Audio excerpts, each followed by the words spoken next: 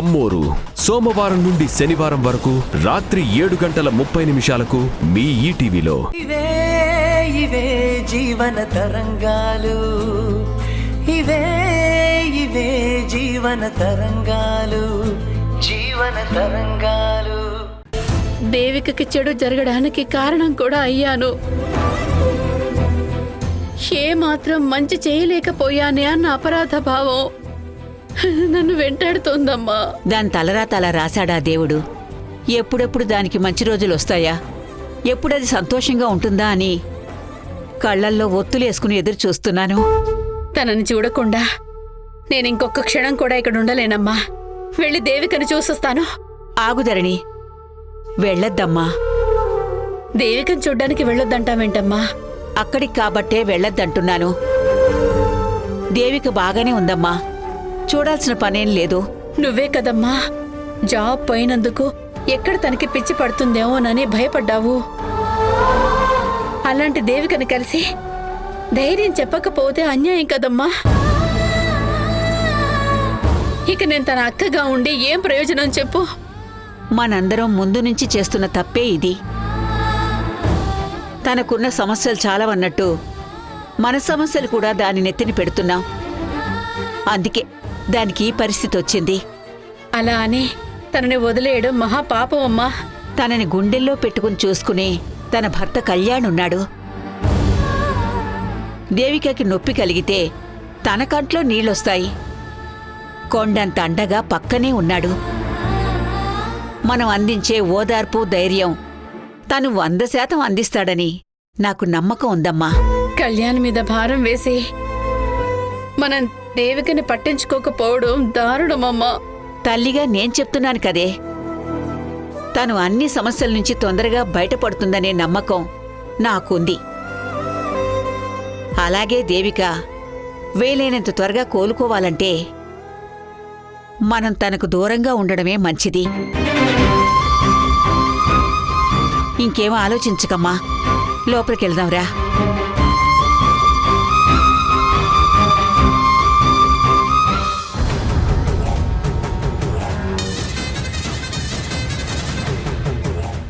కీర్తిని రమ్మని చెప్పాను, ఇంకా రాలేదు. ఇంతకీ వస్తుందా రాదా? దేవకి గారికి మా విషయం తెలిసిపోయింది కాబట్టి ఇంట్లో నా గురించి గొడవ జరుగుంటుందా?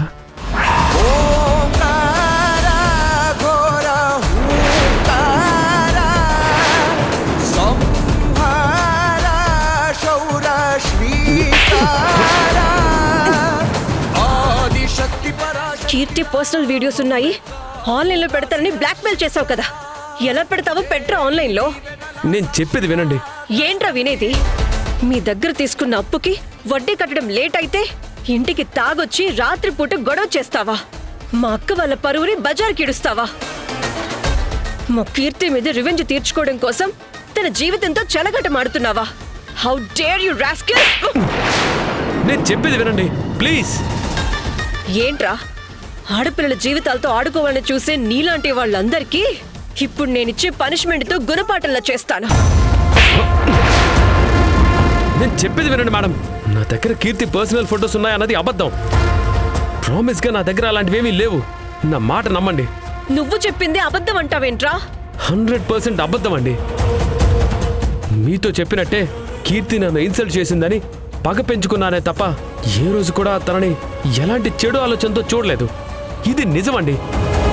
నేను మీరు బెదిరించేసరికి ఎలా మీ నుంచి తప్పించుకోవాలో తెలియక అలా చెప్పానే తప్ప అందులో నిజమేమీ లేదు. Shut up!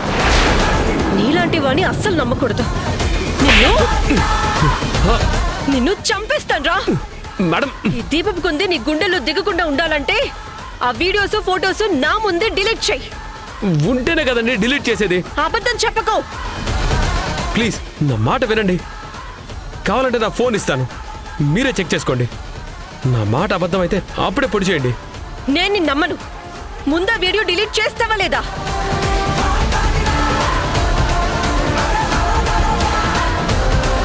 అయ్యో, ఇందులో లేవండి. ఆగండి.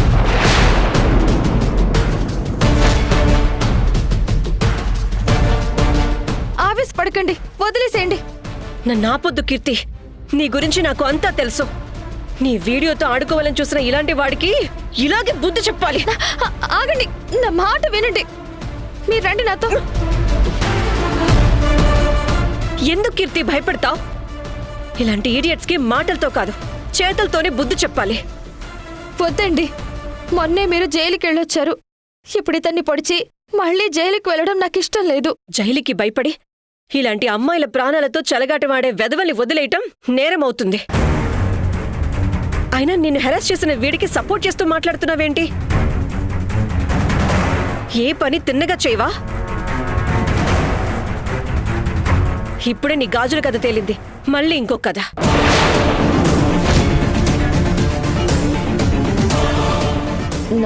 నా గాజుల గురించి? పెళ్లిలో దొరికిన ఆ బ్రీఫ్ కేసులో నీ గాజులున్నాయి.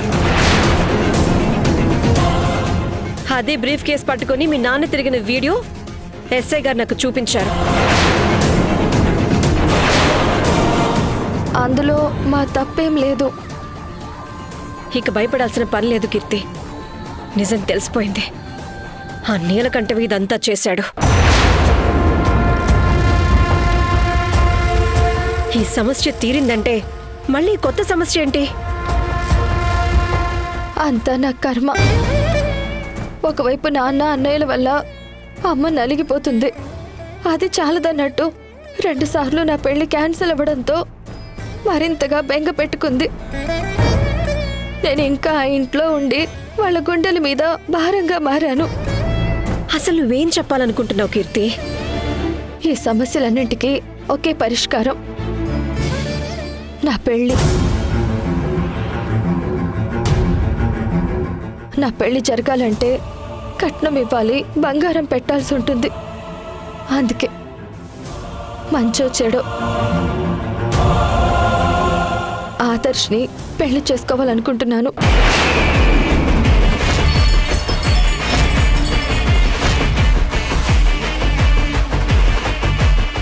మత్తుండే మాట్లాడుతున్నావా? నేను అన్ని విధాలా ఆలోచించి నిర్ణయం తీసుకున్నాను. నీకు పిచ్చి పట్టిందా కీర్తి? వాడు ఎలాంటి వాడో తెలిసి కూడా ఇలాంటి నిర్ణయం నువ్వెలా తీసుకున్నావు? వాడుకు నీచుడు, దుర్మార్గుడు.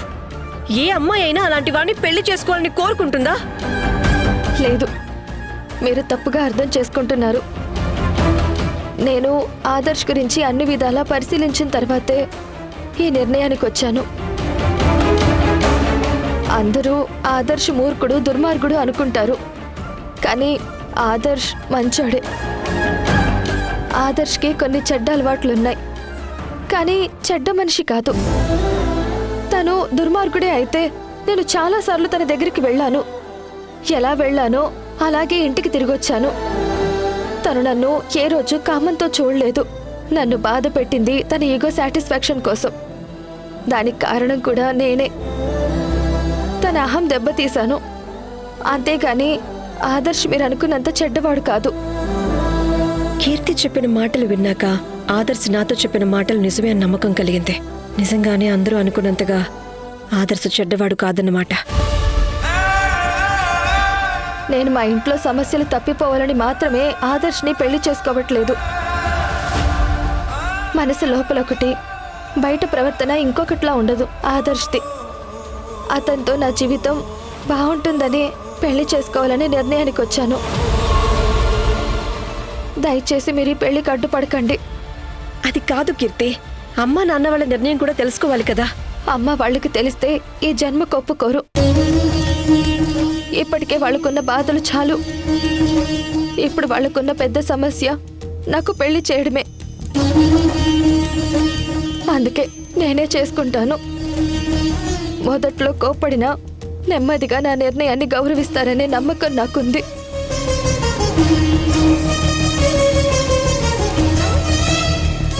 మీ చేతులు పట్టుకుని అడుగుతున్నాను, ఈ పెళ్లి జరిగితే నా జీవితం, మా అమ్మ వాళ్ళ జీవితాలు బాగుంటాయి. ఇంతమందికి మంచి జరిగే ఈ పెళ్లి మీరే ఎలాగైనా దగ్గరుండి జరిపించాలి. ప్లీజ్, నేను మనస్ఫూర్తిగానే ఆదర్శ్ని పెళ్లి చేసుకోవాలనుకుంటున్నాను. దయచేసి అర్థం చేసుకుని పెళ్లి జరిపించండి, కాదనకండి.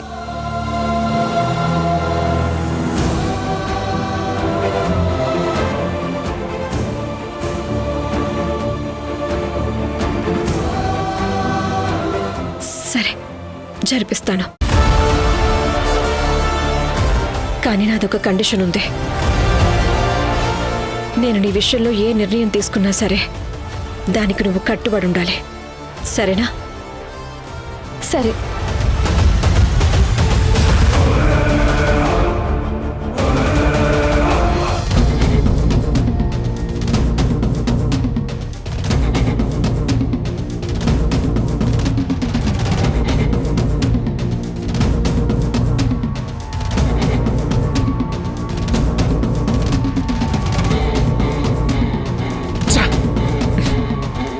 దేవిక తలకి తగిలిన దెబ్బకి టాబ్లెట్స్ తెచ్చుకుంటానని వెళ్ళి చాలాసేపు అయింది. అయినా ఇంకా ఇంటికి రాలేదేంటి? ఫోన్ కూడా లిఫ్ట్ చేయట్లేదు. లేదంటే గాజులు కీర్తివని తెలిసింది కాబట్టి వాళ్ళ అక్క వాళ్ళ ఇంటికి వెళ్ళి గాజుల విషయం దాచి నాకు ద్రోహం చేస్తావా అని ఇంట్లో వాళ్లతో ఏమైనా ఫైటింగ్ చేస్తుందేమో.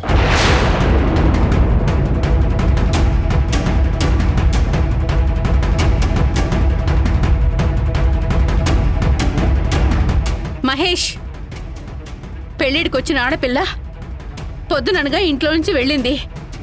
ఇప్పటి వరకు ఇంటికి తిరిగి రాలేదు. ఫోన్ కూడా కలవట్లేదని ఒకటే టెన్షన్ పడుతున్నాను. ఇంట్లో 2 మగాళ్ళున్నారు.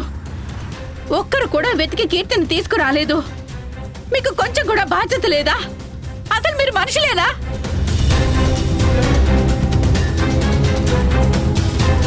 నువ్వు నాకు ముందే ఫోన్ చేసి చెప్పినప్పటి నుండి ఇప్పటిదాకా కీర్తి కోసం వెతికే వచ్చానమ్మా.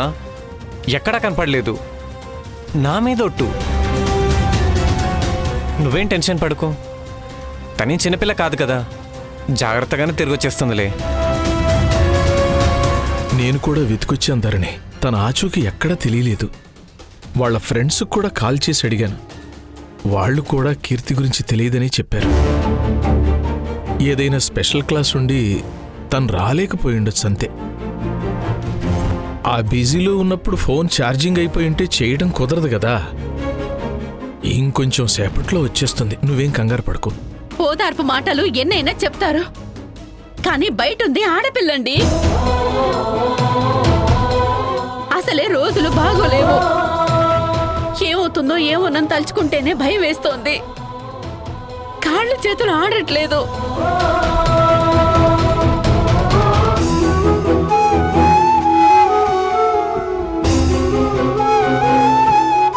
స్వామి, నా కూతురికి ఎలాంటి అపాయం కలగకుండా ఉండేలా చూడు స్వామి.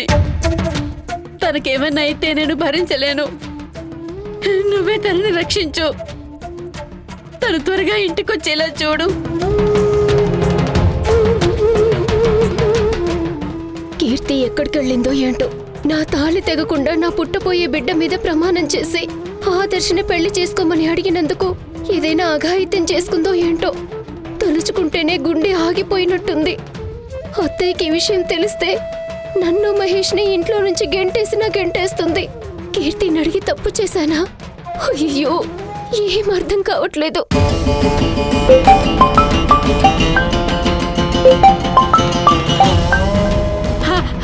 కీర్తి, ఎక్కడున్నావే? అసలు నీకు కొంచెమైనా బుద్ధుందా? ఇంటికి రావడం లేట్ అవుతుందని కాల్ చేసి చెప్పడం తెలీదా నీకు?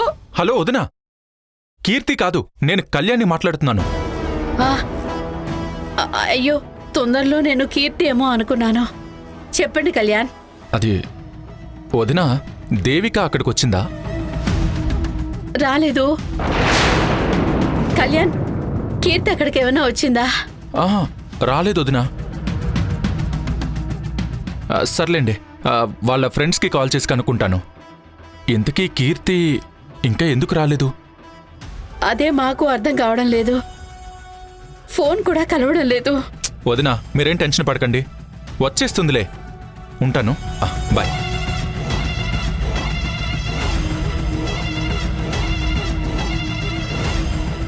అక్కడ కీర్తి ఇంటికి వెళ్ళలేదు, ఇక్కడ దేవిక కూడా ఇంటికి రాలేదు. చూస్తుంటే కీర్తి గురించి నిజం తెలిసింది కాబట్టి కీర్తి దేవికకి ఎక్కడైనా దారిలో కనపడితే వరసలు మర్చిపోయి చిత్తకొడుతుందేమో. ఒకవేళ నేను గెస్ చేసిందే జరిగినా నాకే లాభం. దేవిక బిహేవియర్ చూసి అందరికీ చిరాకు పుడుతుంది. దేవికకి పిచ్చి పట్టిందేమో అన్న అనుమానం కూడా స్ట్రాంగ్ అయిపోతుంది. తొందరలోనే మెంటల్ హాస్పిటల్కి వెళ్తుంది. నాకు దాని కాళ్ళు ఒత్తే టార్చర్ కూడా తప్పుతుంది. ఇప్పుడు ఆ పిచ్చి దానికోసం ఎక్కడని వెతకాలి? ఇంకొక క్షణం ఆలస్యం చేయడానికి వీల్లేదు. అందరం వెళ్ళి కీర్తి ఎక్కడున్నా ఆచూకి కనిపెట్టి ఇంటికి తీసుకొద్దాం. తప్పకుండా కీర్తి నేను వెతికి తీసుకొస్తాను ధరణి. నువ్వేం కంగారు పడకు, ధైర్యంగా ఉండు. అమ్మా నేను కూడా వెళ్తున్నాను, నువ్వేం కంగారు పడుకో. అమ్మా దీపక్ నువ్వు తోడుగా ఉండు, నేను కూడా వెళ్ళొస్తాను. కీర్తి వస్తే వెంటనే కాల్ చేయడం మర్చిపోవద్దు.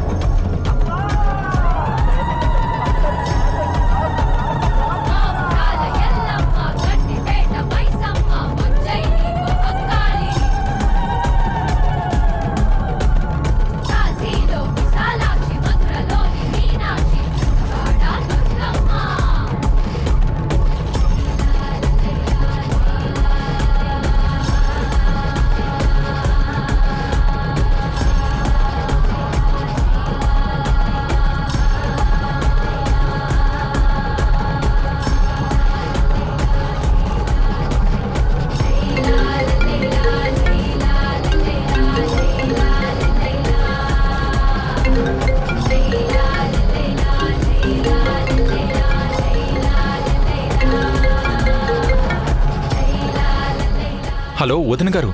కళ్యాణ్ కళ్యాణ్ కళ్యాణ్ కీర్తి ఆచూకి తెలిసిందా?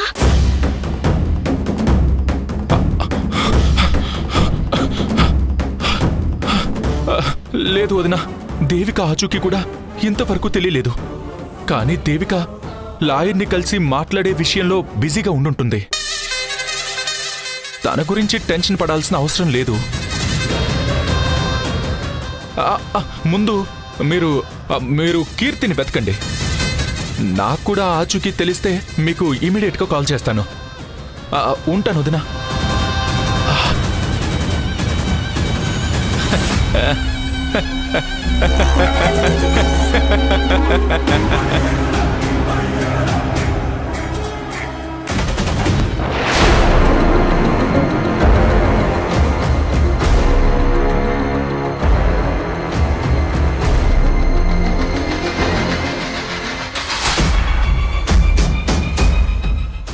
బాబు ఈ అమ్మాయిని ఎక్కడైనా చూసారా? లేదమ్మా.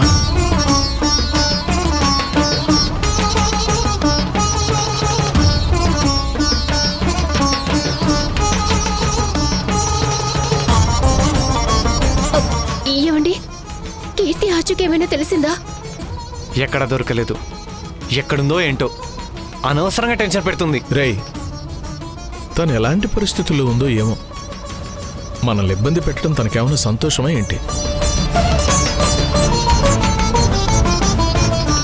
భగవంతుడా, కీర్తికేమీ కాకుండా చూడు స్వామి. తనకేదైనా అయితే అందరూ నన్ను తిట్టిన తిట్టకుండా తిడతారు. ఏమండి, కీర్తి వచ్చిందా? ఎక్కడుంది? లేదు ధరణి, పోలీస్ కంప్లైంట్ ఇవ్వడం మంచిదేమో అనిపిస్తుంది. వద్దు బామ్మ. ఇప్పటికే దేవిక గారి విషయంలో అందరూ మనల్ని చూసి నవ్వుకుంటున్నారు. ఇప్పుడు కీర్తి కూడా అర్ధరాత్రైనా ఇంటికి రాలేదు అంటే నలుగురు నానా రకాలుగా మాట్లాడుకుంటారు. కంప్లైంట్ ఇవ్వకపోవడమే మంచిది. తను తప్పకుండా ఇంటికొస్తుందన్న నమ్మకం నాకుంది.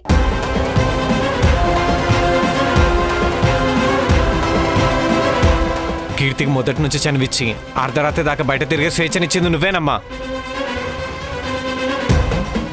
ఆ రోజు నువ్వు స్ట్రిక్ట్గా ఉండుంటే ఇప్పుడు తన ఇన్ఫర్మేషన్ లేకుండా బయట ఉండేదే కాదు. కీర్తి ఎలాంటిదో పదే పదే నాతో చెప్పించుకోవద్దు. తను ఇంటి పరువు కాపాడే మనిషే కానీ పరువు తీసే మనిషి కాదు. సరే, నీ నమ్మకం ఎంతవరకు నిజమవుతుందో తెలుస్తుంది కదా, నేను చూస్తాను.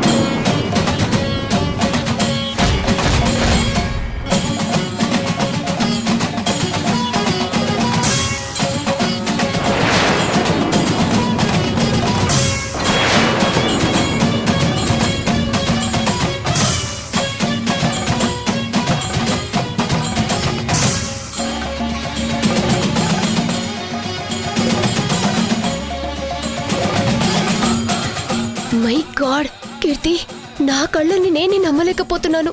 నాకు మాటిచ్చి తప్పావని నీ మీద ఎంతో కోపడ్డాను. నా 3 ముళ్ళు తెగకుండా ఇలా ఆదర్శను పెళ్లి చేసుకుని వస్తావని కళ్ళలో కూడా ఊహించలేదు. కానీ అత్తయ్య వాళ్ళకి నిజం తెలిస్తే ఏం చేస్తారో అని టెన్షన్గా ఉంది, భయంగా ఉంది కీర్తి.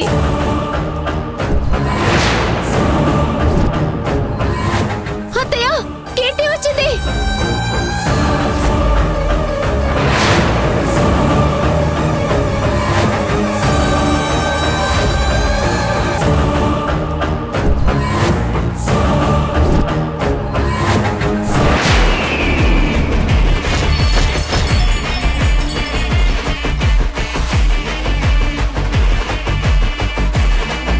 నీ జీవితం నా కళ్ళ ముందే నాశనం అయిపోతుంటే చూస్తూ ఎలా ఊరుకుంటానే?